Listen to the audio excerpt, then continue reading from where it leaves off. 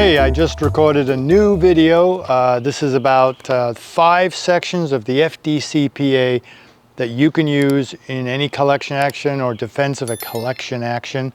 The FDCPA is what, other than you, the educated consumer, is what most debt collectors and some creditors fear most, the regulation of the Fair Debt Collection Practices Act.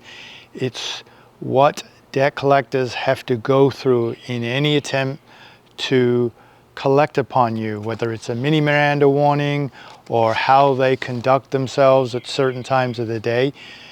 Mostly the FDCPA regulates communications. Any way they communicate with you must be doubled with a certain way of doing it, especially if it's a collection action.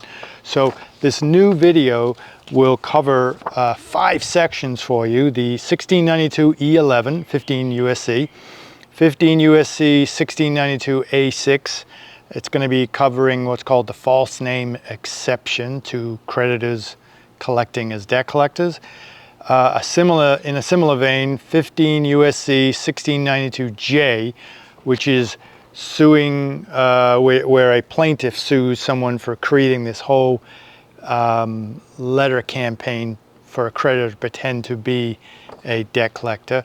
I've done class actions on that.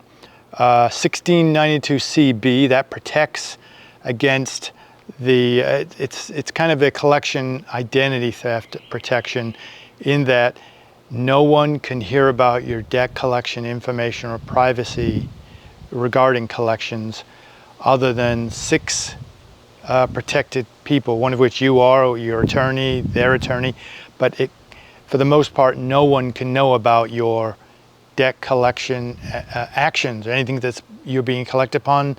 Your neighbor can't hear about it. And so that 1692 CB protects you from that, against third-party exposure. And then 1692N in the new video shows you exactly how when there's a conflict of state and federal law covering the same collection action, you win, meaning you can choose what's best for you. It's sort of like, I guess in a sense, a governing law provision, in that you choose which law you want.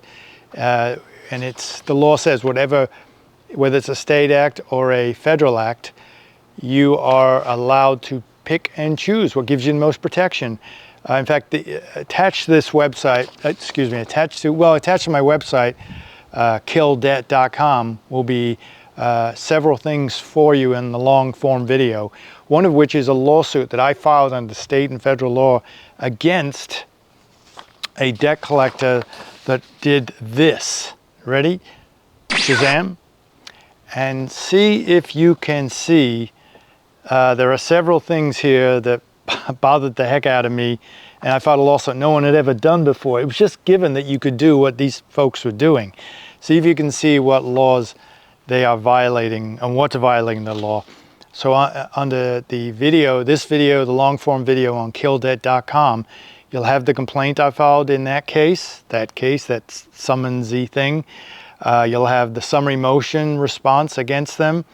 There'll be an FDCPA checklist and cheat sheet for you, so you can look to see if anything that happens to you in a debt collection is a violation. There's I think 29 ways that you can be violated under the FDCPA. So this cheat sheet attached to the new video will be there for you.